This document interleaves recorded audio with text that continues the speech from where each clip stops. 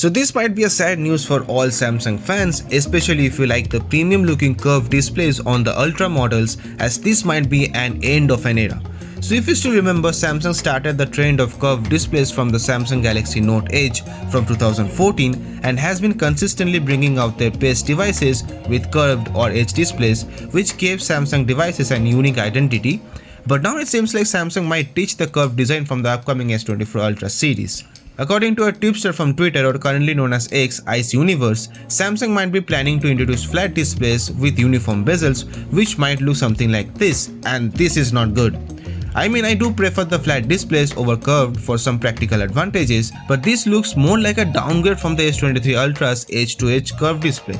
Ice Universe also says this might look similar to Samsung Galaxy A54, which is so weird considering this is more like a mid-range device. So it would be disappointing if Samsung does the same with its best-selling premium device, the Galaxy Ultra lineup. But Ice Universe and everybody else really hopes that this data might be wrong, as Apple is trimming down the bezel from its upcoming iPhone 15 series, and compared to these, the Samsung S24 Ultra's display will be a total disaster, if these leaks are true.